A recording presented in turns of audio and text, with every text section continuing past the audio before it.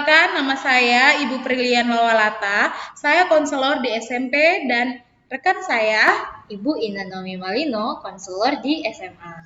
Oke ya, tentunya hari ini kita sangat bersyukur sekali ya dan bersemangat karena pada kesempatan hari ini kami diberikan kesempatan untuk boleh berbagi kepada Bapak Ibu semua ya. Jadi apa nih Ibu ini akan kita sharingkan ke orang tua hari ini? Ya, kita akan membahas bagaimana memahami minat dan bakat anak. Oke ya, dan tentunya Bapak Ibu kami berharap melalui program ini ya melalui seminar ini boleh membantu Bapak Ibu gitu ya untuk nanti sama-sama membantu anak gitu dalam menentukan jurusan mana yang terbaik bagi anak kedepannya seperti itu ya Bina. Oke, nah sebelumnya kita akan buka dalam doa. Saya persilakan Ibu Ina untuk membuka kita dalam doa. Oke, baik Bapak Ibu, sebelum mulai sesi mari kita berdoa. Bapak yang baik, kami mengucap syukur Tuhan untuk kesempatan pada hari ini Engkau boleh mempertemukan kami secara virtual. Kiranya Tuhan akan kami sharingkan pada hari ini boleh memberkati para orang tua di rumah untuk bisa mengarahkan anak-anak mereka dalam memilih jurusan nantinya. Dan biarlah Tuhan dari sharing kami juga boleh membantu orang tua untuk bisa lebih memahami minat dan bakat anak untuk bisa mengarahkan dengan baik. Inilah doa kami Tuhan, kami menyerahkan seminar kami pada hari ini. Biarlah Tuhan boleh berjalan dengan baik sesuai dan seturut kehendak-Mu saja. Di dalam anak-Mu Yesus Kristus kami sudah berdoa dan mengucap syukur. Haleluya, amin. Amin. Oke Bapak Ibu, langsung saja kita akan masuk kepada seminar kita. Selamat menyaksikan Bapak Ibu. Kesempatan kali ini ya kami diberikan kesempatan untuk boleh berbagi bersama Bapak Ibu terkait dengan memahami minat bakat pada anak gitu ya Bapak Ibu. Nah sebelumnya perlu kami sampaikan bahwa anak-anak kelas 9 sekarang ya kami telah memberikan tes kepada mereka. Jadi ada 4 jenis tes yang sudah anak-anak lakukan dan kerjakan ya Bapak Ibu. Jadi tes yang pertama tentunya adalah tes minat bakat, yang kedua adalah tes kepribadian, yang ketiga adalah tes penjurusan, dan yang terakhir adalah tes gaya belajar. Jadi Bapak Ibu mungkin setelah seminar ini gitu ya, Bapak Ibu boleh mengajak anaknya untuk kembali berdiskusi gitu ya, dan menukar pikiran bersama terkait dengan tes minat bakat dan juga tes-tes lainnya yang sudah mereka pernah ikutin. Baik Bapak Ibu, langsung saja kita mulai. Nah, mengapa sih kita perlu untuk memahami minat dan bakat anak gitu ya? Ini jawabannya Bapak Ibu ya. Karena setiap anak itu sangat-sangat unik. Saya yakin dan percaya Tuhan menitipkan anak Bapak Ibu ya. Pasti Tuhan juga sudah memberikan talenta dan juga kemampuan khusus bagi setiap anak Bapak Ibu. Gitu ya. Mungkin sekarang ada di antara Bapak Ibu yang sudah mengenal dan sudah mengetahui apa saja menjadi minat atau ketertarikan daripada anak-anak Bapak Ibu. Tetapi mungkin juga di antara Bapak Ibu yang masih kebingungan gitu ya untuk melihat apa sih yang menjadi kelebihan atau ketertarikan dari anak saya gitu. Nah, jangan khawatir karena kami sudah memberikan tesnya. Jadi setelah ini Bapak Ibu boleh bertanya kepada anak atau juga boleh berdiskusi dengan anak. Baik Bapak Ibu, jadi kemarin kami sudah melakukan tes. Nah, tes minat bakat di sini ada kurang lebih 9 gitu ya aspek gitu dari tes tersebut gitu ya. Nah, saya akan jelaskan secara singkat saja hasilnya kepada Bapak Ibu. Jadi secara umum setiap kita manusia itu punya 9 ketertarikan ya, 9 kemampuan gitu, dan tentunya kita masing-masing pasti dikaruniakan yang berbeda-beda gitu ya. Nggak semua 9 ini kita milikin gitu ya. Pasti ada 1 atau 2 atau bahkan 3 gitu ya yang kita miliki, dan hal itulah yang menjadi kelebihan dan ketertarikan atau yang disebut dengan minat bakat dalam diri kita. Seperti itu ya Bapak Ibu. Saya akan jelaskan dari yang pertama. Mungkin kita bisa lihat dari yang sisi sebelah ungu ini ya, yang body kinestetik gitu ya. Nah Bapak Ibu, anak dengan ketertarikannya di bidang kinestetik ini artinya adalah anak-anak yang memang aktif gitu ya. Mungkin kalau kita lihat anak cowok gitu ya, kalau kinestetik mereka mungkin lebih dominan di bagian bidang olahraga seperti itu. Kalau anak-anak cewek mungkin mereka lebih suka di bidang seni gitu ya, bisa dalam seni tari gitu ya, mereka bisa menari atau dance kayak gitu ya, jadi lebih menggunakan gerak tubuh seperti itu ya Bapak Ibu. Kemudian yang kedua adalah interpersonal gitu ya, jadi lebih kepada hubungan dia bersama orang lain gitu. Kalau Bapak Ibu amatin, ada anak-anak Bapak Ibu beberapa yang mungkin suka sekali ikut organisasi atau berkomunitas seperti itu ya. Jadi hal-hal itulah yang menjadi ketertarikannya dia. Jadi dia senang untuk berinteraksi atau masuk dalam sebuah organisasi seperti itu. Kemudian yang ketiga ada verbal linguistik gitu ya. Nah, anak-anak Bapak Ibu mungkin memiliki ketertarikan di bagian bahasa. Jadi misalnya dia menguasai bahasa yang lebih dari satu gitu ya, selain bahasa Indonesia mungkin dia juga tertarik bahasa Inggris gitu ya, bahasa Mandarin gitu dan lain sebagainya ya, atau dia juga suka berpidato, atau dia suka menulis puisi gitu ya Bapak Ibu, atau dia suka tampil di depan umum menjadi MC, bisa jadi juga seperti itu Bapak Ibu ya. Artinya anak Bapak Ibu memang memiliki bakat di bagian linguistik gitu ya. Kemudian ada juga logical matematika Bapak Ibu. Mungkin anak-anak Bapak Ibu lebih suka untuk menghitung, mengingat angka daripada dia harus menghafal ya Bapak Ibu ya.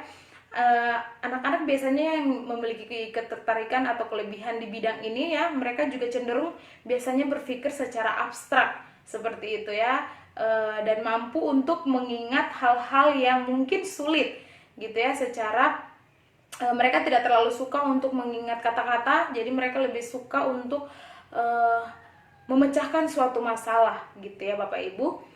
Kemudian di bagian ini naturalistik gitu ya, naturalistik ini adalah anak-anak yang memang ketertarikannya lebih kepada bidang sains gitu ya Bapak Ibu ya. Mungkin Bapak Ibu kalau perhatikan anaknya suka sekali menanam bunga gitu ya, atau dia lebih suka untuk membuat uji coba di rumah gitu ya, dengan berlandaskan pada hal-hal yang terkait dengan biologi seperti itu. Nah, ada juga di bagian intrapersonal gitu ya, jadi lebih kepada dirinya sendiri, self smart. Jadi dia pandai untuk mengelola emosinya dia gitu ya, dia pandai untuk membuat evaluasi pada dirinya sendiri ya. Jadi fokusnya hanya kepada dirinya gitu ya, manajemen emosi gitu ya, manajemen stresnya itu bagus sekali seperti itu. Kemudian ada juga anak-anak yang memiliki kelebihan atau ketertarikan di bagian visual gitu ya. Jadi mungkin dia lebih suka untuk menggambar gitu ya, dia suka untuk mencocokkan warna-warna gitu ya, mengkolaborasikan warna gitu ya, dia suka fotografer, mengedit foto dan lain sebagainya. Itu adalah di bagian visual seperti itu ya Bapak Ibu. Dan yang terakhir ada di bagian musikal. Pastinya untuk anak Bapak Ibu yang suka sekali bermain musik gitu ya, bisa juga bernyanyi. Nah, ini juga kelebihan mereka digolongkan menjadi bagian musikal seperti itu Bapak Ibu. Nah, perlu kita ketahui Bapak Ibu bahwa dalam tahap perkembangan anak kita sekarang, khususnya anak-anak kita di kelas 9 gitu ya, mereka sedang mengalami atau masuk pada fase-fase di mana kalau Bapak Ibu perhatikan sekali ya, pertemanan mereka tuh mulai berubah gitu ya. Jadi anak-anak mulai selektif nih dalam memilih teman atau sahabat. Bagi anak-anak Bapak Ibu yang mungkin tipenya ekstrovert itu adalah tipe anak-anak yang gampang sekali berbaur gitu ya, gampang sekali terbuka dengan orang baru. Mungkin mereka sekarang lebih suka untuk geng-gengan gitu ya, jadi kayak mereka akan saling backup gitu satu dengan yang lain. Ketika teman ada masalah, mereka akan maju bersama-sama. Itu bagi anak Bapak Ibu yang cenderungnya tipe ekstrovert seperti itu ya. Tapi mungkin bagi anak Bapak Ibu yang tipe introvert, yang lebih suka sendiri, pendiam gitu ya, maka ya dia juga akan selektif gitu dalam memilih teman atau sahabat gitu ya. Dia lebih memilih ya, dia cuma punya satu teman aja, tetapi temannya itu mereka berdua bisa saling bertukar pikiran, bisa saling menyemangati satu dengan yang lain, bisa saling curhat satu dengan yang lain seperti itu. Nah, pada fase-fase ini juga Bapak Ibu memang teman sebaya itu sangat mempengaruhi ya Bapak Ibu ya. Mereka akan lebih cenderung suka gitu kumpul-kumpul sama teman, pergi bersama-sama gitu ya. Jadi bagi mereka teman itu adalah segalanya ya. Kemudian Bapak Ibu di fase ini juga anak itu mulai fokus ya kepada nilai-nilai ya, terutama ya setiap pelajaran seperti itu ya. Pasti mereka mulai tumbuh nih daya saing yang tinggi seperti itu. Jadi kalau saya ingat-ingat gitu ya, sebelum dulu pandemi gitu ya, anak-anak tuh sangat rajin sekali gitu ya. Bahkan mereka ke sekolah bersungguh-sungguh. Kalau ada tugas yang belum mereka kerjakan aja, pasti mereka udah bisa stres gitu ya. Jadi cenderung mereka tuh memiliki daya saing yang tinggi seperti itu. Mereka cenderung nggak mau kalah gitu dengan teman yang lainnya seperti itu. Kemudian pada fase ini juga gitu ya, minat anak itu seringkali berubah ya. Oleh sebab itu kenapa penting sekali ya pada masa-masa ini ya Bapak Ibu, peran kita sebagai orang tua dan juga guru di sekolah ya harus mendampingi mereka gitu. Karena masa-masa ini, fase-fase ini mana mereka juga sedang mencari identitas diri mereka gitu ya. Kalau kita tidak bisa membantu mereka, menemani mereka untuk menemukan apa yang menjadi ketertarikan, minat dan hal-hal yang menjadi hal-hal positif dalam dirinya gitu ya, maka mungkin anak akan cenderung stres, bahkan kebingungan gitu dengan dirinya sendiri. Bahkan dia mungkin nggak tahu gitu ya apa yang menjadi kelebihan dirinya.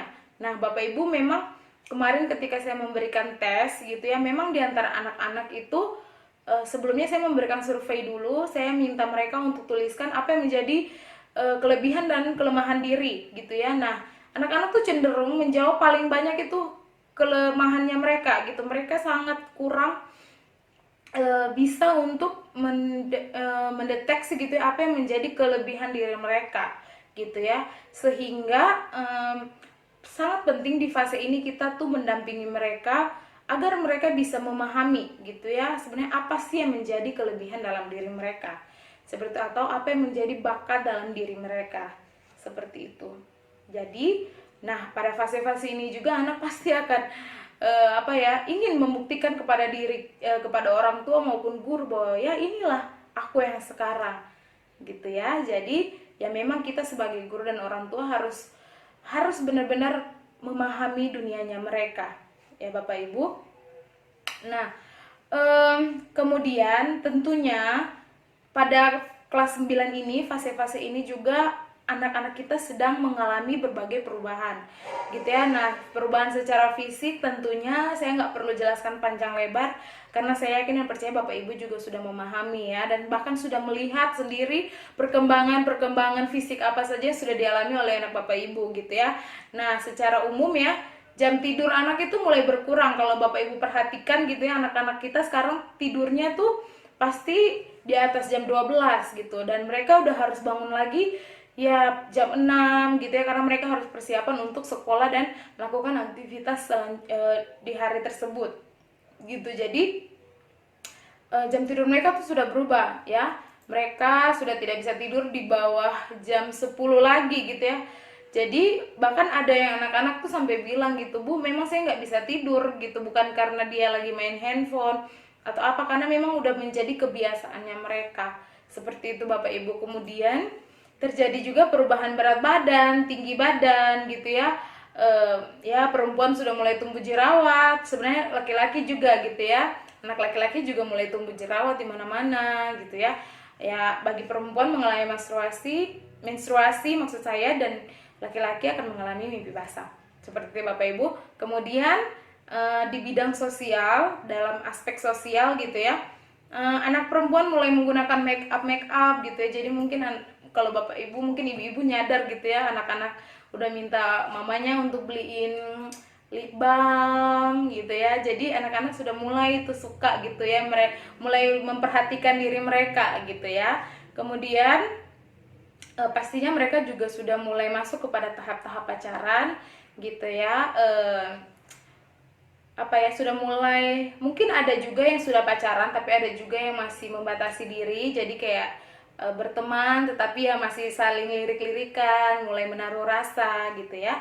Kemudian ada juga anak-anak yang mulai cenderung merubah penampilan agar diterima. Karena yang tadi seperti saya bilang di awal, memang teman sebaya itu sangat mempengaruhi gitu ya. Jadi ketika dia ingin diterima di suatu komunitas atau teman gitu ya, dia butuh gitu untuk merubah. Dia cenderung akan merubah sesuai dengan kelompok yang lain gitu agar dia bisa diterima, seperti itu Bapak Ibu ya. Kemudian cenderung meminta orang tua untuk lebih mendengarkan daripada memberi saran.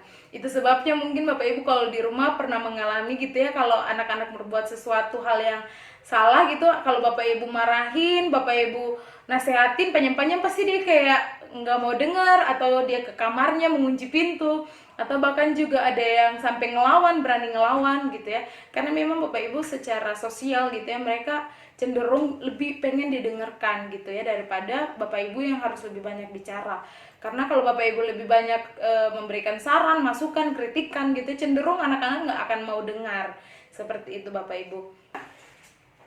Nah, kemudian selain fase fisik ya, berubah secara fisik, sosial gitu ya, secara mental juga Bapak Ibu ya, anak-anak itu sudah mulai mengalami perubahan gitu ya.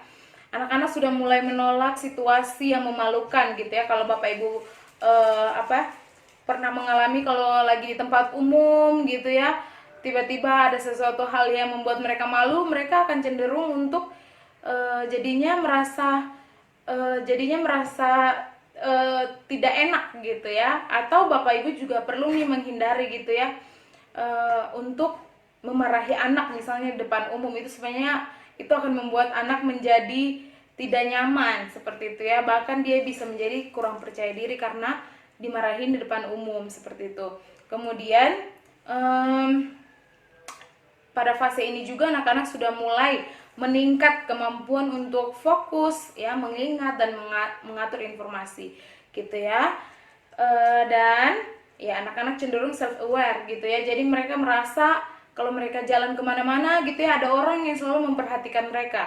Jadi ya itu, mereka akan sangat memperhatikan sekali penampilan gitu ya. Jadi kalau ada sesuatu hal yang misalnya kalau cara berpakaian mereka nggak rapi gitu ya, mereka akan cenderung kayak merasa nggak nyaman gitu, takutnya orang yang melihat mengkritik mereka seperti itu. Jadi mereka sangat menghindari sekali kritikan seperti itu ya.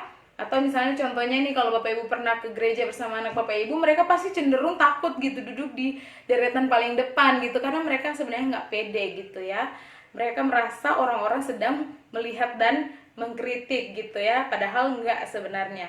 Nah, kemudian ada juga secara sosial ya Bapak Ibu, anak-anak merasa ya lebih diperlengkapi dengan diberikan pilihan daripada peraturan ya Bapak Ibu ya. Jadi mungkin ini juga saran bagi Bapak Ibu ya, untuk yang sekarang anak-anaknya di kelas 9 gitu ya, kalau bisa mari kita berikan pilihan kepada dia gitu ya. Kalau dia melakukan suatu hal gitu ya, kita berikan pilihan, jadi dia menentukan sendiri gitu ya.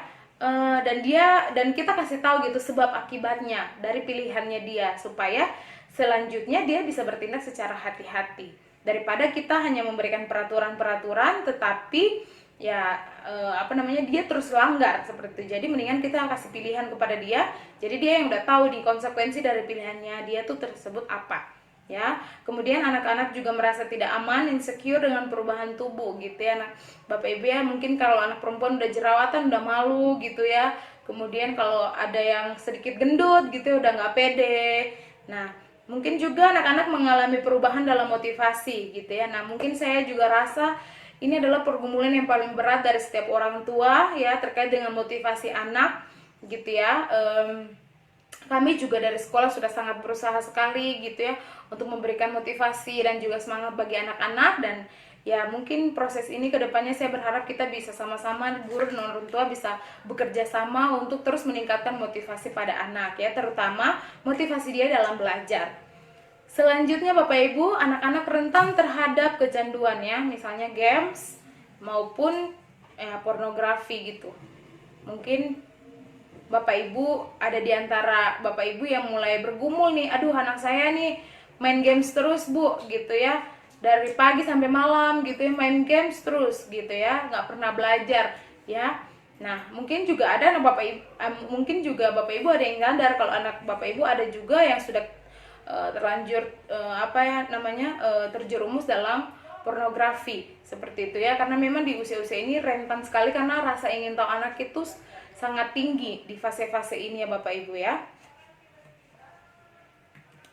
Nah, oleh sebab itu Bapak Ibu, dari setiap perubahan-perubahan ya, setiap aspek dari keempat aspek di atas gitu ya, saya mau kasih kesimpulan bahwa kehadiran kita gitu ya, bukan hanya Bapak Ibu, saya juga sangat dibutuhkan, kita semua gitu ya.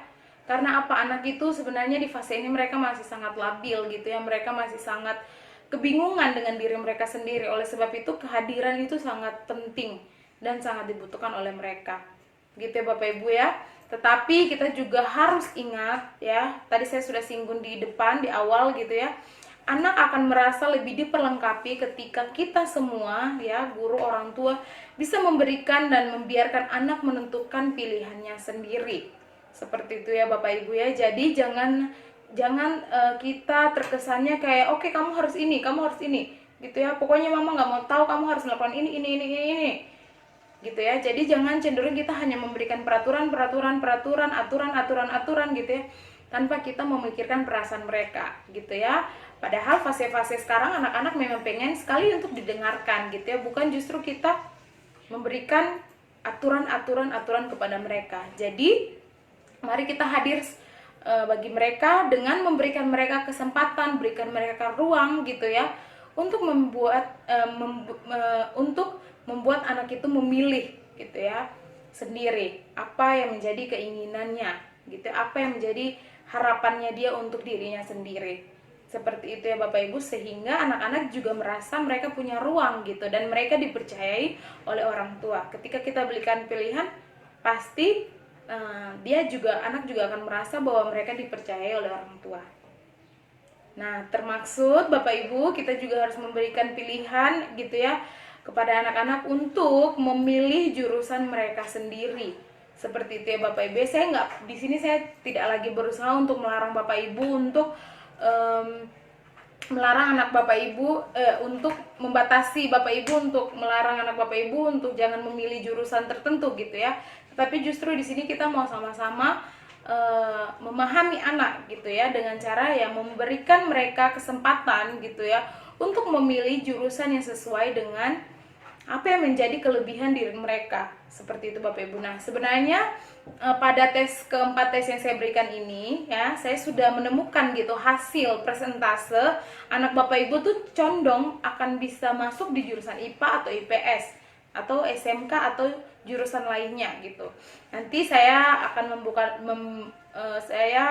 memberikan hasilnya juga kepada Bapak Ibu sehingga Bapak Ibu juga bisa mengetahui gitu ya. Nah, peran kita adalah untuk membantu ya, mendengarkan dan mengarahkan ya potensi mereka gitu ya Bapak Ibu ya. Jadi kita nggak lagi suruh-suruh mereka, kita nggak lagi maksa-maksa mereka gitu ya untuk memilih jurusan sesuai dengan keinginan hati kita sebagai guru atau orang tua, tetapi kita biarkan mereka untuk memilih, tetapi kita tetap memberikan arahan-arahan, kita tetap memberikan masukan-masukan kepada mereka. Nah, bagaimana dengan anak Bapak Ibu ya? Oke, selanjutnya nanti rekan saya Ibu Ine yang akan menjelaskan. Terima kasih Bapak Ibu. Oke Bapak Ibu, saya akan melanjutkan pemaparan materinya. Sebelum saya melanjutkan pemaparan materi, saya akan memberikan satu ilustrasi mengenai penjurusan itu. Saya mengilustrasikan penjurusan sebagai gerbong kereta api, di mana gerbong kereta api ini membawa penumpang ke tempat tujuan yang diinginkan. Sedangkan penjurusan itu membawa siswa ataupun anak-anak pada masa depan yang diinginkan. Oleh karena itu sangat penting Bapak Ibu untuk memilih jurusan dengan tepat. Jangan sampai salah. Kalaupun misalnya salah memilih gerbong kereta api tadi, bisa-bisa nanti akan nyasar gitu ya, sampai di tujuan yang tidak diinginkan. Karena memilih suatu jurusan itu sangat penting, maka dari itu sebelum memutuskan akan memilih jurusan apa, Bapak Ibu ataupun anak-anak perlu untuk mencari informasi sebanyak mungkin mengenai jurusan yang akan dipilih tersebut. Sehingga nantinya jangan memilih suatu jurusan hanya karena gengsi ataupun karena salah persepsi terhadap jurusan yang lain. Pilihlah berdasarkan potensi, berdasarkan minat, berdasarkan cita-cita, ataupun berdasarkan kepribadian yang dimiliki oleh anak Bapak Ibu.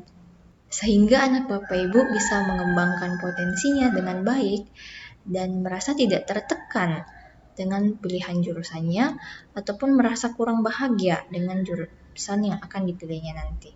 Nah, di sini saya akan membahas dua jenjang lanjutan yaitu SMA atau SMK.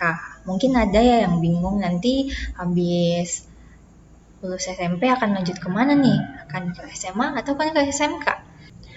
Hal dasar yang membedakan kedua jenjang ini adalah di SMA akan lebih fokus kepada pemahaman materi atau konsep-konsep secara lebih mendalam, sedangkan di SMK akan lebih banyak praktikum, gitu ya. Jadi anak Bapak Ibu yang mungkin lebih suka dengan kerja secara langsung atau praktik secara langsung mungkin bisa diarahkan ke SMK seperti itu. Nah, saat ini kita akan membahas untuk SMA sendiri ada beberapa jurusan di sini ya. Ada 3 jurusan di SMA, yaitu IPA, IPS, dan Bahasa. Dan ketiga jurusan ini memiliki kekuatan mereka masing-masing. Namun seringkali ada stigma-stigma yang ada di masyarakat sehingga membuat para orang tua ataupun para anak-anak juga mengalami salah persepsi mengenai jurusan-jurusan yang ada di SMA. Misalnya saja antara IPA dan IPS. Ini yang seringkali ya kita dengar bahwa terjadi polemik dalam memilih jurusan di SMA. Ada yang mengatakan bahwa anak IPA lebih hebat daripada anak IPS. Katanya anak IPA tuh anak-anak yang pintar daripada anak IPS. Anak IPA lebih kuat dalam hitung-hitungan dan anak IPS lebih kuat dalam hafalan. Tapi apakah benar ya seperti itu? Nah, kita akan lihat satu persatu. Kita akan mulai dari pertama IPA.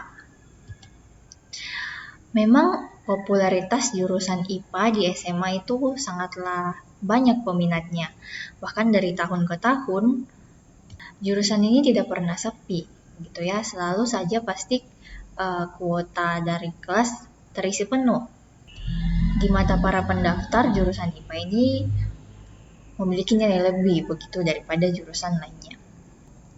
Dan dari tahun ke tahun juga, banyak orang tua yang menyarankan atau bahkan menyuruh anaknya untuk masuk ke jurusan IPA. Bahkan ada yang sampai rela melakukan berbagai cara agar anaknya bisa masuk ke jurusan IPA.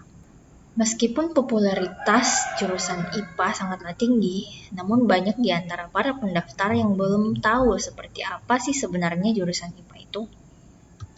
Akibatnya setelah diterima di jurusan ini, mereka merasa bahwa mereka tidak mampu untuk mengikuti pembelajaran yang ada di jurusan IPA. Untuk itu perlu tahu secara dalam dulu. Di jurusan IPA itu sebenarnya mata pelajaran utamanya itu seperti apa. Nah, di sini ada 3 mata pelajaran utama, yaitu biologi, fisika, dan kimia. Biologi sendiri mempelajari mengenai makhluk hidup dan lingkungannya, mulai dari manusia, tumbuhan, dan hewan-hewan. Dan di sini dipelajari secara lebih mendalam lagi begitu ya, bagian-bagian dalam dari tubuh manusia, ataupun bagian-bagian dasar dari tumbuhan, seperti itu. Dan di pelajaran biologi sebenarnya yang dibutuhkan adalah anak Bapak Ibu rajin untuk membaca dan mencatat begitu ya, karena memang di pelajaran ini lebih banyak hafalannya. Kemudian mata pelajaran fisika. Nah, kalau dari fisika sendiri lebih banyak mengenai teori konsep dan juga rumus-rumus begitu ya. Jadi ada perhitungan-perhitungan di dalam mata pelajaran fisika ini. Kemudian untuk mata pelajaran kimia sendiri lebih banyak belajar mengenai zat, molekul, unsur seperti itu, dan mungkin ada nih anak Bapak Ibu yang memang tertarik dengan apa saja sih sebenarnya yang terkandung misalnya dalam obat-obatan ataupun zat-zat lainnya. Mereka mungkin punya ketertarikan di bidang kimia, seperti itu ya Bapak Ibu. Dan tentunya masih banyak lagi pelajaran yang akan dipelajari secara lebih mendalam di mata pelajaran kimia, fisika, ataupun di biologi. Kemudian jurusan IPS. Nah, jurusan IPS ini adalah wadah untuk anak Bapak Ibu yang memang memiliki ketertarikan untuk mempelajari secara lebih mendalam hubungan antara manusia. Nah, di IPS apa saja mata pelajaran utamanya? Nah, di IPS ada ekonomi, sosiologi, geografi. Nah, di ekonomi ini akan lebih dalam mempelajari bagaimana masalah ekonomi, sistem ekonomi, inflasi harga, dan masalah-masalah ekonomi lainnya ya. Dan di sini juga akan belajar mengenai akuntansi. Nah, di akuntansi ini juga ada hitung-hitungannya Bapak Ibu. Jadi salah kalau misalnya dikatakan di IPS tidak belajar hitung-hitungan.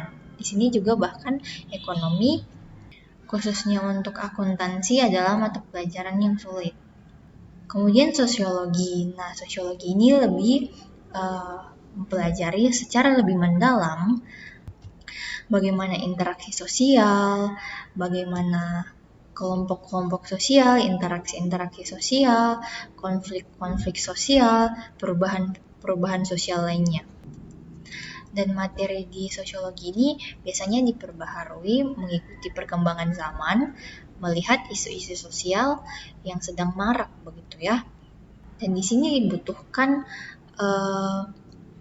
analisis yang cukup tinggi. Kemudian geografi, dari kata geo yang berarti bumi, yang pasti akan lebih banyak membahas mengenai lapisan-lapisan bumi ataupun dari inti bumi sampai atmosfer, mengenai keragaman flora dan fauna, dan masih banyak lagi pelajaran mengenai lingkungan lainnya yang akan dipelajari di geografi. Kemudian selanjutnya jurusan bahasa. Nah, jurusan bahasa ini adalah wadah untuk anak-anak yang memang memiliki ketertarikan dalam bidang sastra. Yang uniknya di setiap sekolah biasanya hanya menyediakan 1 ataupun 2 buat kelas bahasa, karena mungkin peminatnya ya yang kurang. Nah, jurusan ini pun tidak terlepas dari stigma yang ada di masyarakat. Stigma yang melekat bahwa anak bahasa adalah anak-anak yang tidak mampu untuk lulus di jurusan IPA ataupun IPS, yang dalam tanda kutip dibilang kelas buangan, jurusan buangan begitu. Kalau jurusan ini rendah, tidak penting karena begitu mudah, itu adalah suatu kesalahan. Karena nyatanya tiap hari kita menggunakan dan membutuhkan kemampuan berbahasa yang benar dalam berbagai hal, baik itu dalam bahasa asing, bahasa Indonesia, ataupun dalam bahasa daerah. Nah, apa saja yang dipelajari di jurusan bahasa ini? Yaitu sastra Indonesia. Sastra Indonesia akan mempelajari bagaimana penggunaan kaidah bahasa Indonesia yang baik dan benar, bagaimana menulis cerita, karya-karya sastra seperti cerpen, novel, puisi, dan karya sastra lainnya. Bagi anak Bapak Ibu yang mungkin punya keahlian dalam menulis, Bapak Ibu bisa mengarahkan anak Bapak Ibu untuk mengambil jurusan sastra untuk bisa lebih mengembangkan potensinya dengan baik. Kemudian bahasa asing. Nah, di bahasa asing ini bukan hanya bahasa Inggris yang akan dipelajari, tapi bahasa lainnya seperti bahasa Jerman, bahasa Prancis, bahasa Mandarin, bahasa Jepang, dan ini juga tergantung kepada sekolah pemilihan bahasa asing yang akan dipelajari. Kemudian ada antropologi. Nah, antropologi ini sendiri akan belajar mengenai diri kita, yaitu manusia. Mulai dari keanekaragaman manusia, tentang sosial budaya, dari perkembangan bahasa, ataupun dari perkembangan agama dari zaman ke zaman. Nah, itulah kira-kira gambaran mengenai mata pelajaran ataupun jurusan-jurusan yang ada di SMA. Nah, kemudian di SMK ada manajemen, ada keuangan perbankan, ada pariwisata, ada akuntansi, dan ada teknik. Nah, teknik ini masih terbagi lagi Bapak Ibu.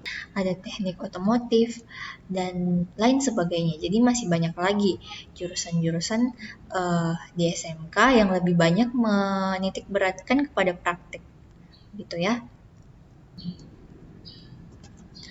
Nah, untuk itu Bapak Ibu, dari sekian banyak jurusan yang ada, ataupun dari sekian banyak pilihan yang ada, sangat perlu Bapak Ibu untuk anak-anak mengenali diri mereka sendiri. Kira-kira mereka punya potensi di bagian mana? Gitu ya. Mengenai potensi mereka, minat mereka, kepribadian mereka, atau mungkin value yang mereka pegang dalam memandang sesuatu. Nah, apakah anak Bapak Ibu punya minat misalnya di pelajaran IPA ataupun di IPS waktu SMP? Nah, ketertarikan itu tentunya perlu dipertajam lebih lagi untuk bisa nantinya dikembangkan dengan baik begitu ya. Dan Bapak Ibu bisa lihat potensi anak Bapak Ibu itu ada di IPA atau IPS, mungkin bisa dilihat dari nilai mereka begitu, ataupun dari minat mereka ada di mana, dan memang mereka punya potensi di mana begitu ya.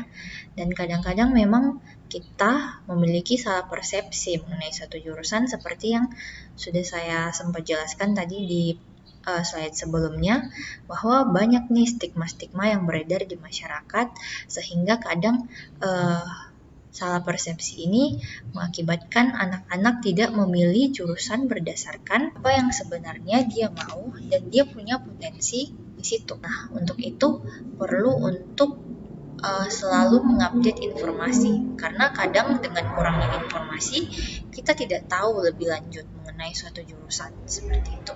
Jadi perlu untuk anak Bapak Ibu mengenali dirinya, jangan sampai salah persepsi dengan satu jurusan, dan perbanyak informasi. Karena kadang informasi ini yang menghalangi kita untuk memilih jurusan dengan tepat. Dan perlu diperhatikan juga Bapak Ibu bahwa Bapak Ibu yang mengarahkan anak-anak Bapak Ibu jangan sampai memaksakan gitu ya kehendak kepada anak-anak. Karena yang akan menjalaninya nanti adalah anak Bapak Ibu. Dan hal ini juga mengenai jurusan di SMA ini juga sangat berpengaruh begitu ya terhadap pemilihan jurusan nantinya untuk kuliah. Untuk itu sangat perlu Bapak Ibu untuk selalu mengajak berdiskusi mengenai keinginan anak-anak Bapak Ibu. Jangan sampai menjadi suatu paksaan kepada anak Bapak Ibu. Nah, anak-anak perlu diarahkan berdasarkan potensi untuk mencapai potensi terbaiknya. Tak perlu dibandingkan Bapak Ibu dengan anak orang lain, ataupun dengan saudaranya sendiri, atau dengan sepupunya, atau dengan anak tetangga. Dan perlu diingat bahwa seperti yang dijelaskan Ibu Prilly tadi, bahwa setiap anak memiliki keunikan dan kelebihan masing-masing dalam suatu bidang tertentu. Nah, kadang-kadang juga nih ada Bapak Ibu yang sangat ingin anaknya masuk IPA karena katanya nanti di jurusan pas kuliah bebas untuk memilih jurusan-jurusan lain, begitu ya. Banyak pilihannya begitu jika masuk IPA.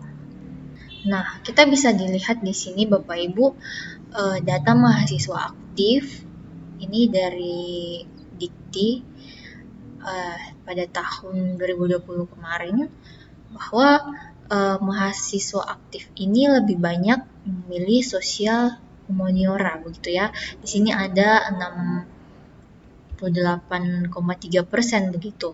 Dan sedangkan mahasiswa yang memilih STEM atau Sains, Teknologi, Engineering, dan Matematik itu ada 31,7%. Nah, ini menandakan bahwa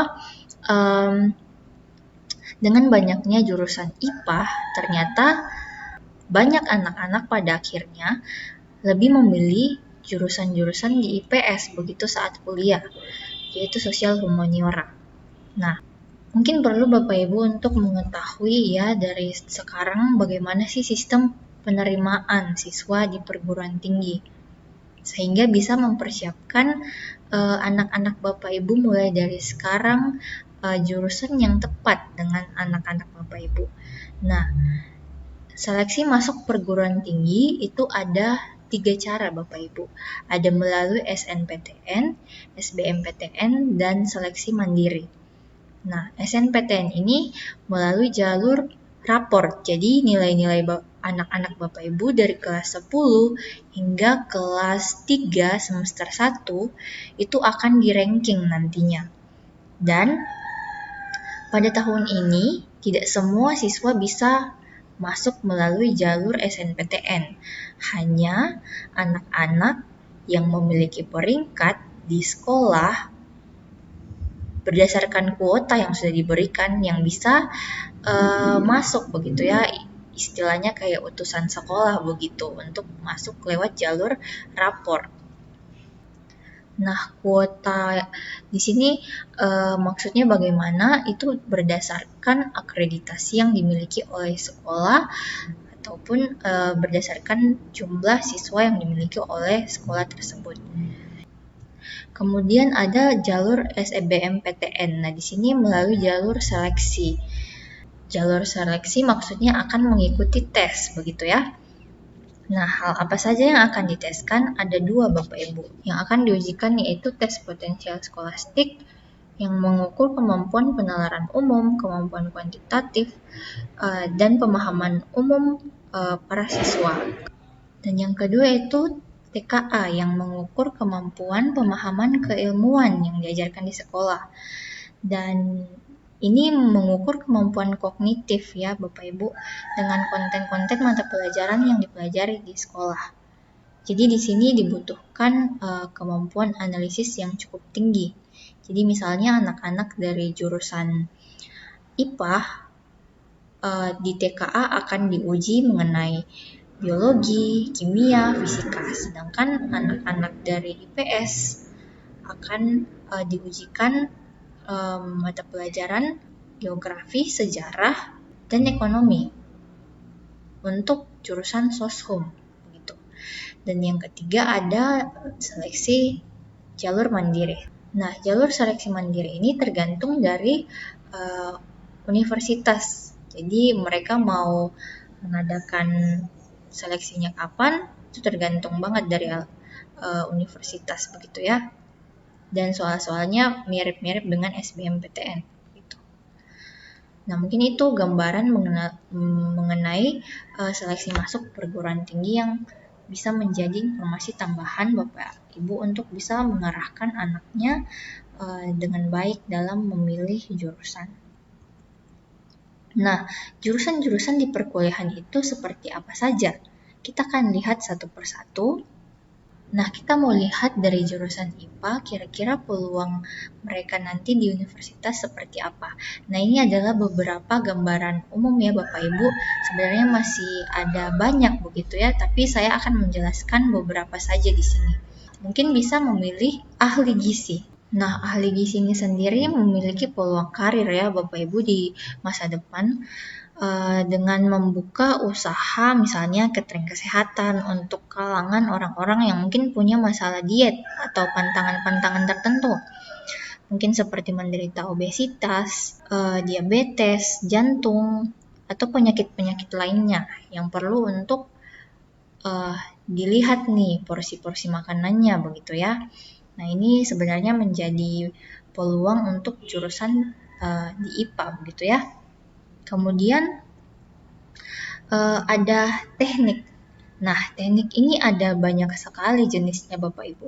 Ada teknik sipil, ada teknik industri, ada teknik mesin, ada teknik pertambangan, ada teknik lingkungan, ada teknik pangan, fisika, elektro, informatika, penerbangan, dan teknik perencanaan wilayah dan kota. Jadi untuk jurusan teknik ini sendiri peluangnya juga cukup besar ya Bapak Ibu untuk para teknisi yang memang ahli di bidangnya dan itu sangat-sangat dibutuhkan begitu. Nah, kemudian dari jurusan IPA juga mungkin tidak asing lagi ya, dokter begitu ya. Banyak orang tua yang menginginkan anaknya bisa menjadi dokter dan ini mungkin menjadi salah satu jurusan favorit begitu ya. Nah, padahal sebenarnya peluang dalam bidang kesehatan itu sangat banyak Bapak.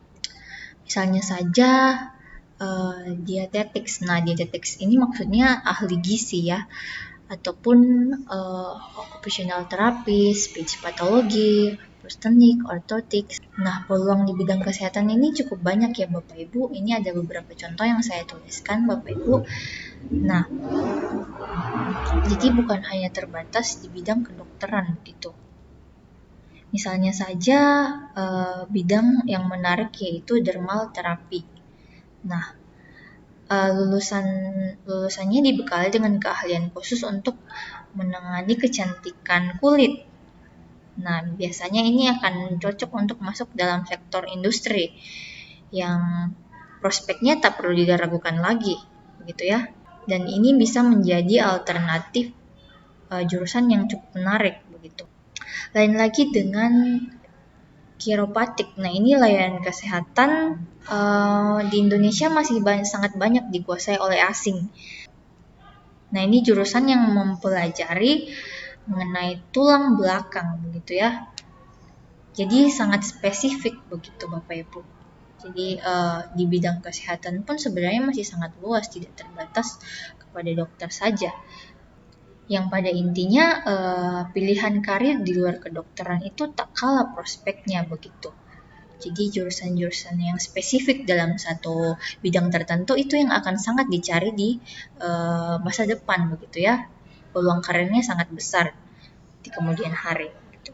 Kemudian jurusan arsitektur. Nah, jurusan ini tentunya akan mempelajari soal desain, rancangan konstruksi bangunan, dan arsitektur ini lebih cenderung menuangkan ide, konsep, dan desainnya itu di atas kertas. Jadi mungkin peluang kerjanya cukup lumayan besar begitu ya sebagai manajer konstruksi seperti itu. Nah, kemudian ada jurusan oceanografi begitu ya. Ada jurusan oceanografi. Nah, jurusan ini mempelajari mengenai fenomena laut yang kemudian bisa diaplikasikan dalam banyak bidang kayak lingkungan, dalam perikanan juga bisa melihat mitigasi bencana. Nah, sebenarnya untuk prospek di bidang kelautan ini sangatlah besar Bapak Ibu karena seperti yang kita ketahui bahwa negara kita ini adalah negara maritim yang 70% wilayahnya adalah laut begitu ya. Tapi sampai sekarang pun pengelolaan sumber-sumber kelautan kita itu masih sangat sedikit dan untuk jurusan-jurusan yang ada di bidang-bidang dan jurusan-jurusan misalnya oceanografi ini ataupun jurusan yang berhubungan dengan kelautan pun sebenarnya peminatnya itu masih sangat sedikit sehingga sebenarnya peluang untuk jurusan-jurusan seperti ini tuh cukuplah besar begitu ya Bapak Ibu. Kemudian ada jurusan agroteknologi. Agroteknologi yang belajar mengenai pengolahan tanaman, lahan, hama, ekosistem agar dengan upaya menghasilkan produk yang aman dan berdaya saing yang tinggi begitu ya. Dan kita tahu bahwa sekarang jurusan ini dipersiapkan untuk menghadapi persaingan di era industri 4.0 dalam membantu sektor pertanian untuk menghasilkan produk-produk unggulan. Kemudian jurusan selanjutnya yaitu aquaculture. Nah, ini lebih ke budidaya perairan. Jadi ilmu ini tentang aktivitas pemeliharaan, penangkaran, dan pengembangbiakan biota perairan di laut maupun di air tawar. mungkin seperti ikan, udang, begitu ya, rumput laut dan sebagainya. Nah, sebenarnya jurusan-jurusan yang seperti saya bilang tadi, jurusan di kelautan ini sangatlah dibutuhkan di Indonesia begitu ya. Karena sekitar 70% wilayah Indonesia itu adalah perairan dan masih sangat sedikit anak-anak yang memiliki minat di bidang kelautan ini. Nah, kita lanjut di jurusan-jurusan di IPS. Yang pertama ada bisnis. Nah, bisnis ini merupakan jurusan yang sangat diminati anak-anak di perkuliahan. Yang akan banyak mungkin mempelajari mengenai bagaimana pemasaran produk, pembukuan, pengolahan keuangan, serta hal-hal dalam suatu usaha begitu ya. Bagaimana memahami kebutuhan pelanggan, dan sebenarnya memang ada banyak sekali peluang karir yang menanti dari lulusan bisnis ini. Kemudian jurusan selanjutnya yaitu manajemen, yang akan mempelajari tentang kegiatan perusahaan atau dunia korporasi begitu ya. Dan jurusan manajemen ini biasanya akan banyak mempelajari strategi bisnisnya, ketenaga kerjaan, dan bagaimana memanajemen produksi, pemasaran, administrasi, prospek kerjanya sendiri. Untuk jurusan manajemen sendiri cukup luas ya, beragam jenjang karir yang bisa dipilih begitu. Karena sebenarnya manajemen itu ada beberapa jenis ya, ada manajemen perhotelannya, ada manajemen perbankan, pariwisata. Nah, ini tergantung dari minat begitu ya, akan fokus di bagian mana begitu. Nah, jurusan selanjutnya yaitu ilmu komunikasi. Namanya saja ilmu komunikasi. Nah, di jurusan ini tidak hanya belajar mengenai berkomunikasi, tapi pelajaran-pelajaran seru lainnya seperti public speaking, menulis berita, fotografi, animasi, membuat iklan, dan juga film dipelajari di jurusan ini. Dan mungkin bagi anak Bapak Ibu yang tertarik dalam broadcasting untuk bekerja di stasiun televisi, bisa masuk di jurusan ilmu komunikasi ini. Kemudian jurusan akuntansi. Nah, jurusan ini mempelajari tentang keuangan, prinsip-prinsipnya begitu ya, bagaimana pengandalan anggaran, hukum akuntansi, dan masih banyak lainnya. Sedangkan untuk prospek kerjanya sendiri bisa menjadi akuntan, pemeriksa keuangan, dan manajer keuangan. Kemudian jurusan hubungan internasional. Nah, hubungan internasional ini dianggap merupakan salah satu jurusan yang bergengsi.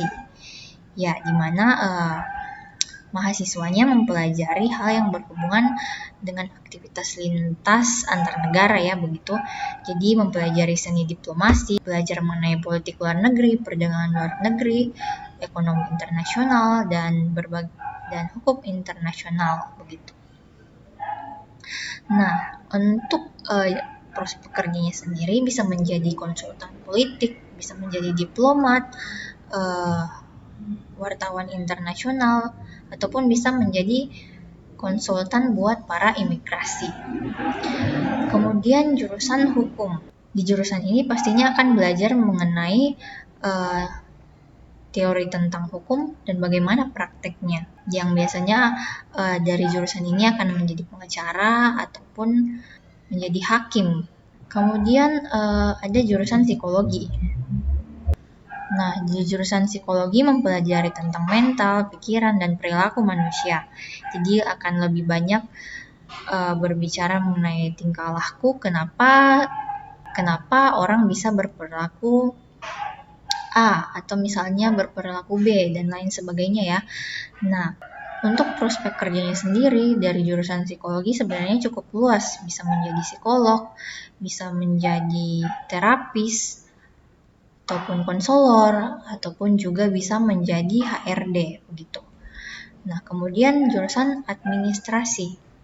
Nah, administrasi ini juga banyak ya Bapak Ibu jenisnya. ada administrasi fiskal, dan ada administrasi bisnis. Nah, jurusan-jurusan seperti ini biasanya akan lebih mempelajari mengenai pajak begitu ya, mengenai keuangan negara, dan biasanya prospek kerjanya akan bekerja di mungkin bea cukai ataupun di perpajakan seperti itu. Mungkin itu penjelasan beberapa begitu ya Bapak Ibu, beberapa jurusan-jurusan di IPA maupun di IPS yang bisa dipilih oleh anak-anak Bapak Ibu nantinya. Dan mungkin bisa dari sekarang ya begitu diarahkan gimana sih sebenarnya mereka ingin melanjutkan mempelajari lebih dalam begitu. Minat mereka ada di mana sehingga nanti di kelas 12 akan mudah untuk mengarahkan mereka dalam memilih jurusan di perkuliahan. Karena yang seperti saya bilang tadi, jurusan di SMA akan sangat-sangat mempengaruhi jurusan di perkuliahan nantinya. Nah, oke Bapak Ibu, kita akan mendengarkan sharing dari alumni mengenai penjurusan di IPA dan IPS. Nah, mungkin dari berbagi pengalaman ini, Bapak Ibu bisa juga mendapat gambarannya begitu. Dan mari kita mendengarkan sharing alumni. Halo orang tua siswa Sekolah Lentera Harapan Toraja, perkenalkan nama saya Cientrano. Saya merupakan alumni pertama dari Sekolah Lentera Harapan Toraja dan dulu saya mengambil jurusan IPS. Pengalaman bekerja saya pernah bekerja sebagai business development di perusahaan yang bergerak di bidang e-learning dan juga di perusahaan yang bergerak di bidang ekspor dan impor barang. Masuk dalam jurusan IPS merupakan inisiatif dari diri saya sendiri, ditambah pada saat itu mendapat dukungan dari kedua orang tua dan juga mendapat bimbingan dari para guru. Memilih jurusan IPS merupakan hal yang tepat bagi saya karena saya sangat tertarik dengan isu-isu seperti sosial, politik, hukum, ekonomi, dan juga budaya. Di SMA, saya bercita-cita untuk bisa bekerja di Kementerian Luar Negeri Republik Indonesia. Maka dari itu, saya melanjutkan pendidikan saya ke UPH dengan mengambil jurusan hubungan internasional. Pada saat saya masih kuliah, saya juga mendapat kesempatan untuk magang di Kementerian Luar Negeri Republik Indonesia. Duka menjadi anak IPS. Kalau ditanya dukanya, menurut saya secara pribadi, dukanya adalah karena stigma orang-orang sekitar saya yang menganggap bahwa anak IPS itu merupakan kumpulan anak-anak nakal dan juga jurusan yang tidak punya prospek pekerjaan di masa depan. Padahal stigma-stigma seperti ini belum tentu benar dan seharusnya tidak boleh anak IPS digeneralisasikan seperti itu. Karena pada kenyataannya anak-anak IPS sebenarnya juga anak-anak yang sangat mudah berinteraksi dalam lingkup sosialnya yang bisa memudahkan mereka untuk mendapatkan pekerjaan di masa depan. Hal yang menyenangkan dari menjadi anak IPS antara lain mudah bersosialisasi dengan orang lain. Mata pelajaran yang diajarkan bisa langsung diterapkan dalam kehidupan sehari-hari. Dan karena anak IPS tidak hanya sibuk belajar dari buku, mereka punya waktu luang di luar untuk mempelajari hal-hal yang tidak diajarkan oleh sekolah. Contohnya, dulu saat masih sekolah, saya ada waktu untuk belajar menari dan juga belajar bahasa. Sehingga hal itu bisa saya jadikan sebagai hobi dan juga saya jadikan sebagai pekerjaan sampingan. Anak-anak IPS juga terlatih untuk mempelajari segala sesuatu yang bersifat dinamis, yang artinya selalu berubah, sehingga kemampuan analisa terhadap suatu masalah juga ikut terlatih.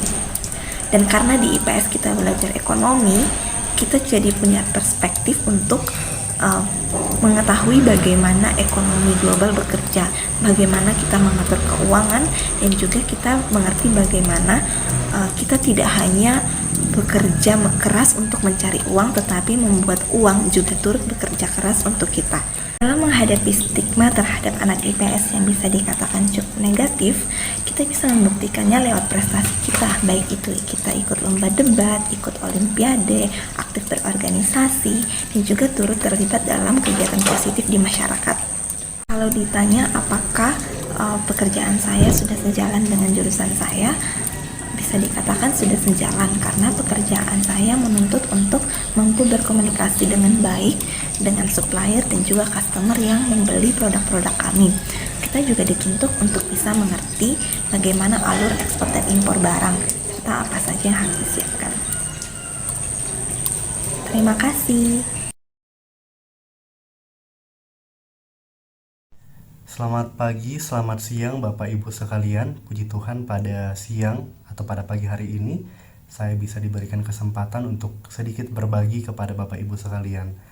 Perkenalkan, nama saya Riki Patabang. Saya merupakan alumni dari Sekolah Lentera Harapan Toraja, baik itu pada saat SMP maupun pada saat SMA. Saya lulus dari SMA pada tahun 2015. Bapak Ibu, waktu saya di SMA saya mengambil peminatan IPA.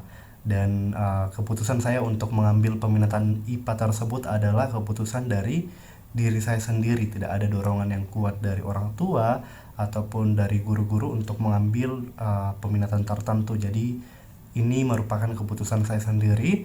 Alasannya karena waktu itu simply karena saya suka pelajaran biologi waktu itu. Dan alasan yang berikutnya adalah karena menurut pendapat beberapa teman-teman saya, mereka berkata bahwa kalau kita ngambil peminatan IPA di SMA, maka nanti pada saat kita masuk ke perguruan tinggi akan sangat banyak jurusan yang menerima kita yang dari IPA ketimbang dari IPS. Nah, ini adalah suatu mindset atau suatu pandangan yang kurang tepat Bapak Ibu ya, karena sebenarnya di perguruan tinggi sendiri itu sangat banyak jurusan yang cocok dengan peminatan IPS, atau sangat banyak peluang anak-anak IPS untuk mengambil jurusan di perguruan tinggi yang berbeda-beda tentunya Bapak Ibu ya. Kemudian Bapak Ibu, pada saat saya di SMA itu saya bercita-cita menjadi banyak figur. Jadi saya tidak memiliki cita-cita tunggal Bapak Ibu ya. Saya mau jadi pengacara, saya mau jadi chef, saya mau jadi atlet, saya mau jadi psikolog, dan masih banyak lagi. Kenapa Bapak Ibu? Karena pada saat itu saya kurang mengeksplor atau kurang dieksplor mengenai jurusan-jurusan di perguruan tinggi ataupun pekerjaan-pekerjaan. Jadi pada dasarnya orang Toraja itu lebih kenal dengan guru, dengan perawat, dengan pelayaran, dengan polisi. Masih banyak pekerjaan di luar sana Bapak Ibu yang perlu kita eksplor, yang perlu kita jadikan pengetahuan agar kita bisa membina dan mengarahkan anak-anak kita tentunya Bapak Ibu. Jadi kita sebagai orang tua juga mesti tetap update mengenai perkembangan peluang pekerjaan di luar sana Bapak Ibu. Nah Bapak Ibu, suka duka di SMA di peminatan IPA pada saat itu adalah sukanya karena saya punya pengalaman yang luar biasa. Saya punya guru-guru yang sangat profesional yang tidak hanya berperan dalam menambah wawasan kami semua secara kognitif, tapi juga membentuk karakter kami. Nah, karakter ini Bapak Ibu yang sangat penting untuk anak-anak miliki nantinya pada saat mereka sudah keluar dari Toraja. Karakter seperti apa yang mereka akan tunjukkan kepada orang-orang di luar sana, dan pada saat bekerja nantinya karakter ini yang akan sangat berperan penting. Dan puji Tuhan, bersyukur kalau anak-anak kita semua itu bersekolah di Sekolah Lentera Harapan Toraja Bapak Ibu. Nah Bapak Ibu, kemudian dukanya sendiri adalah pada saat itu saya ternyata memiliki fobia. Namanya adalah aritmofobia. Jadi fobia ini adalah fobia terhadap perhitungan, terhadap mata pelajaran yang membutuhkan skill memecahkan pertanyaan dalam bentuk perhitungan Bapak Ibu. Nah, jadi saya waktu itu melihat bahwa kebanyakan teman-teman saya itu bisa di beberapa mata pelajaran tertentu seperti matematika, fisika, kimia, dan lain sebagainya, tapi saya sendiri membutuhkan waktu yang begitu lama untuk bisa mengerti satu topik Bapak Ibu. Dan ini adalah pengalaman yang sangat luar biasa buat saya secara pribadi, karena ternyata Tuhan tetap menolong saya, Tuhan tetap memelihara saya, dan Tuhan tetap bersama-sama dengan saya melewati situasi yang tidak mudah tersebut Bapak Ibu. Puji Tuhan, waktu itu saya punya support system yang luar biasa dari teman-teman, dari guru-guru. Waktu itu kita ada kelompok belajar dengan beberapa teman-teman saya, dan juga guru-guru sangat mau untuk mengajari saya tentunya Bapak Ibu. Cara saya survive di IPA adalah tentunya karena pertolongan Tuhan di dalam keterbatasan saya, tidak mengerti atau kurang skillful dalam pelajaran yang membutuhkan skill berhitung, tapi karena pertolongan Tuhan itu semua menjadi mungkin Bapak Ibu. Kemudian apakah peminatan di IPA sejalan dengan pekerjaan saya saat ini? Jawabannya adalah tidak Bapak Ibu. Pada saat saya di SMA saya mengambil IPA, pada saat saya kuliah saya mengambil jurusan psikologi yang tentunya adalah kebanyakan belajar tentang ilmu sosial meskipun ada 1-2 mata pelajaran yang membutuhkan skill berhitung. Dan pada saat saya bekerja sebagai seorang konselor sekolah khususnya pada bidang konseling karir. Jadi pekerjaan saya saat ini adalah saya membimbing atau mengarahkan murid-murid di SMP untuk memilih peminatan di SMA, peminatan IPA atau peminatan IPS. Kemudian saya juga membimbing anak-anak SMA khususnya yang berada di kelas 11 dan 12 untuk mempersiapkan diri dalam memutuskan jurusan di perguruan tinggi, jurusan apa. Sekian Bapak Ibu sharing dari saya. Saya berharap apa yang saya katakan ini bisa membantu Bapak Ibu. Jika Bapak Ibu merasa ini membantu, Bapak Ibu boleh terapkan kepada anak-anak, dan kalau menurut Bapak Ibu ada bagian-bagian yang kurang tepat, tidak usah diterapkan ke anak-anak Bapak Ibu ya. Sekian Bapak Ibu, terima kasih guru-guru dari Sekolah Lentera Harapan Toraja yang sudah memberikan waktu.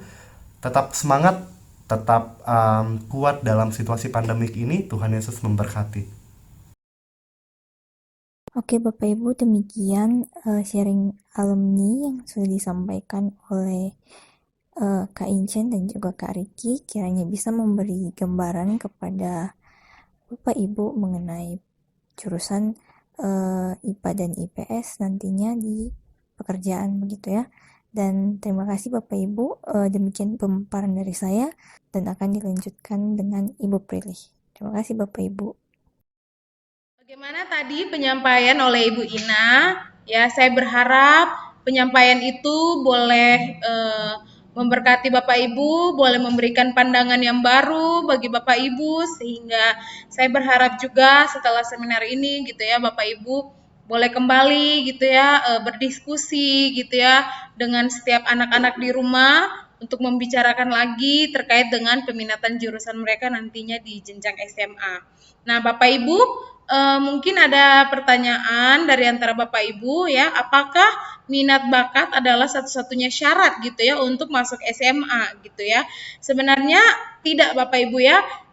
Tes minat bakat ini sebenarnya hanya sebagai salah satu media saja gitu ya. Karena kami merasa sampai sekarang anak-anak tuh masih kebingungan gitu. Sebenarnya mereka tuh tertariknya di bidang apa, seperti itu. Nah, dengan adanya minat bakat ini gitu ya, hal ini bisa menolong mereka gitu. Jadinya mereka bisa tahu, oh kalau minat saya misalnya di bagian linguistik, nah berarti dia kemungkinan bisa nanti di SMA dia cari SMA yang ada jurusan bahasanya seperti itu. Nah misalnya kalau dia dominannya di bagian logical matematika, dia bisa memilih untuk masuk jurusan IPA, atau juga kalau dia memiliki ketertarikannya di bidang naturalistik, ya dia juga bisa memilih di bidang jurusan IPA gitu ya Bapak Ibu ya. Jadi hal ini tuh sangat membantu gitu, karena bisa menjadi salah satu faktor gitu untuk anak-anak tuh bisa mempertimbangkan gitu dia cenderung dan cocok masuk di mana gitu ya. Mengingat tes yang sudah saya berikan sebelumnya, tes kepribadian itu juga bisa menjadi salah satu pertimbangan Bapak Ibu ya. Jadi misalnya anak Bapak Ibu dengan tipe kepribadian seperti ini, dengan minat bakat seperti ini gitu ya, dia akan cenderung cocok masuk di jurusan apa gitu ya. Nah Bapak Ibu, jadi kriteria selanjutnya gitu ya untuk masuk SMA, tentunya kita juga akan melihat gitu ya dari nilai raportnya anak-anak gitu ya. Jadi kita akan mensortir lagi gitu ya. Ketika kita akan melihat nih anak cenderung selama ini nilai-nilai IPA-nya bagus nggak? Kalau bagus berarti dia kemungkinan bisa masuk di IPA. Kalau seandainya di IPS gitu ya, kalau nilai-nilainya cenderung bagus di bagian IPS gitu ya, dia bisa masuk jurusan IPS gitu Bapak Ibu ya. Kemudian ada rekomendasi wali kelas. Kenapa rekomendasi wali kelas? Karena wali kelas adalah wali mereka gitu ya, dan wali kelasnya pasti mengetahui gitu perkembangan anaknya gitu selama ini, karena wali kelas juga pasti pernah mengajar anak-anak anaknya sendiri seperti itu ya. Kemudian pastinya dan tentunya ada juga rekomendasi dari orang tua.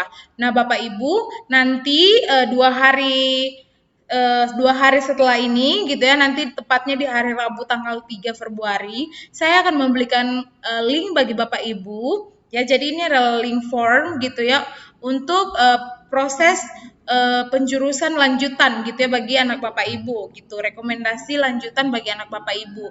Jadi nanti di form itu silakan Bapak Ibu mengisi gitu ya, kira-kira apa program jurusan yang Bapak Ibu rekomendasikan bagi anak Bapak Ibu gitu ya. Nah, hal ini akan membantu supaya saya akan menyatukan gitu ya, menselaraskan gitu apakah pilihan Bapak Ibu dan pilihan anak sudah sesuai atau belum. Nah, bagi anak-anak yang mungkin berbeda gitu ya pilihannya, misalnya kalau anak Bapak Ibu pilih IPA tapi Bapak Ibu pilih IPS gitu ya. Nah, kita akan bantu di sini untuk sama-sama mencari jalan tengah, cari solusi gitu ya, dan tentunya dengan mempertimbangkan nilai raport dan juga rekomendasi dari wali kelas supaya nanti anak nggak bingung gitu, nanti dia masuknya di mana gitu ya. Jadi satu sisi anak juga nggak terbeban gitu ya untuk memilih jurusan yang sesuai dengan keinginan orang tua, tetapi satu sisi anak juga bisa enjoy gitu ya untuk masuk pada jurusan yang sesuai dengan passionnya dia. Seperti itu Bapak Ibu.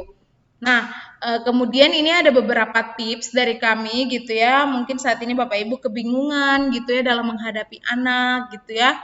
Nah, ini adalah beberapa tips yang mungkin Bapak Ibu bisa pakai nanti setelah ini gitu ya untuk membantu anak, mengajak diskusi dengan anak gitu ya. Jadi, pagi hari Bapak Ibu boleh tanamkan tuh tujuan dan mulai setiap hari dengan mulai hari itu dengan kata-kata yang membangun gitu ya. Mungkin Bapak Ibu bisa memberikan semangat gitu ya, atau Bapak Ibu bisa memberikan tepuk di punggungnya anak gitu ya, supaya dia merasa bahwa oh ya hari ini saya dikuatkan oleh mama dan papa gitu ya. Berikan dia pujian, semangat dan motivasi saat pagi hari gitu ya, karena ketika kita memberikan semangat bagi anak-anak, anak-anak pasti akan semakin termotivasi. Ya, waktu makan gitu ya.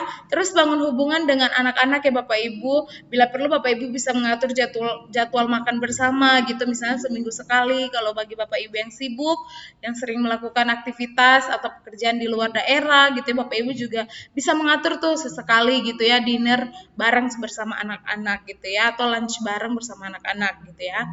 Nah, ada juga sebelum tidur gitu ya, boleh Bapak Ibu ajak dia untuk berdiskusi, dengerin ceritanya dia gitu ya.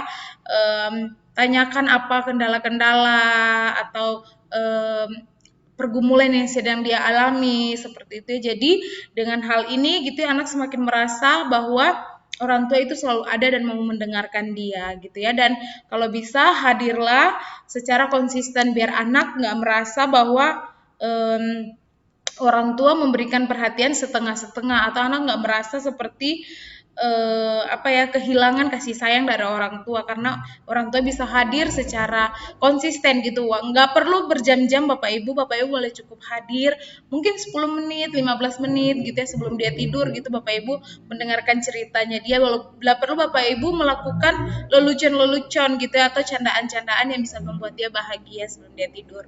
Seperti Bapak Ibu, kemudian waktu mereka artinya apa? Bapak Ibu perlu juga gitu ya membuat atau menyusun jadwal Bapak Ibu gitu ya, supaya Bapak Ibu juga punya waktu. Saya rasa mungkin di waktu hari Minggu gitu ya, atau waktu Sabtu gitu, Bapak Ibu mungkin bisa memiliki banyak waktu supaya bisa bermain bersama anak gitu ya, entah nonton film sama-sama atau bermain games bersama-sama. Itu juga baik untuk anak-anak Bapak Ibu ya, supaya anak-anak semakin merasa dicintai dan disayangi oleh orang tua. Ya Bapak Ibu, demikianlah yang boleh saya sampaikan. Saya menutup dengan satu quotes ya. Setiap fase pertumbuhan anak adalah kesempatan Anda untuk memberikan dampak bagi masa depan anak Anda. Kita Bapak Ibu, kita sama-sama bermimpi, sama-sama berharap gitu anak-anak kita bisa menjadi anak-anak yang sukses kelak gitu ya. Jadi mari gitu kita ambil peran dengan baik gitu ya. Kita memberikan waktu kepada mereka gitu ya, supaya ya mereka bisa sukses nantinya, dan pastinya itu juga bisa memberikan kebanggaan bagi kita, seperti itu ya Bapak Ibu. Nah Bapak Ibu, demikianlah yang boleh kami bagikan kepada Bapak Ibu semua gitu ya. Kami berharap apa yang kami sampaikan ini boleh memberkati Bapak Ibu. Kami sadar juga bahwa kami memiliki keterbatasan ya Bapak Ibu. Ditambah lagi kami berdua, saya dan bersama Ibu Ina memang masih belum expert gitu ya, karena kami sendiri secara pribadi belum berkeluarga gitu. Kami yakin dan percaya Bapak Ibu sudah punya banyak gitu ya pengalaman gitu bersama anak Bapak Ibu, dan Bapak Ibu yang paling tahu dan mengerti dan mengenal anak Bapak Ibu gitu ya Bapak Ibu. Terima kasih sebelumnya untuk waktunya sudah boleh join pada seminar hari ini. Nah mari Bapak Ibu, sebelum kita menutup ya, kita berdoa bersama-sama. Nanti saya akan pimpin. Mari kita berdoa. Bapa di surga, kami mengucap syukur Tuhan untuk kesempatan pada hari ini Tuhan. Walaupun singkat Tuhan, Engkau sudah memberikan kami waktu untuk boleh sama-sama mendengarkan seminar Tuhan terkait dengan bagaimana cara kami untuk memahami setiap anak-anak kami, untuk menemukan Tuhan apa yang menjadi minat, bakat, dan ketertarikan mereka Bapak. Tuhan, kami sadar bahwa kami adalah orang tua, guru yang terbatas Tuhan, tetapi kami yakin dan percaya Tuhan Engkau selalu memberikan hikmat kepada kami, kebijaksanaan kepada kami Tuhan dalam membimbing setiap anak-anak kami ya Bapa. Terima kasih Tuhan, dan biarlah hari ini Tuhan pengetahuan yang sudah boleh kami dapatkan dan kami dengarkan bersama boleh menjadi pegangan bagi kami untuk kami membimbing anak-anak kami ke depannya. Terima kasih ya Tuhan, berkati setiap orang tua yang ada di rumah dengan setiap pekerjaan mereka Tuhan, biarlah Tuhan yang terus memberkati, Tuhan yang terus pelihara, Tuhan terus yang menjaga Tuhan. Berkati juga setiap anak-anak kami ya Bapak, berikan terus sukacita, semangat Tuhan, motivasi yang baik dalam mengikuti proses belajar mengajar. Terima kasih ya Bapak, inilah doa kami, dalam nama Tuhan Yesus kami berucap syukur, haleluya, amin. Terima kasih ya Bapak Ibu, sampai bertemu kembali, Tuhan memberkati.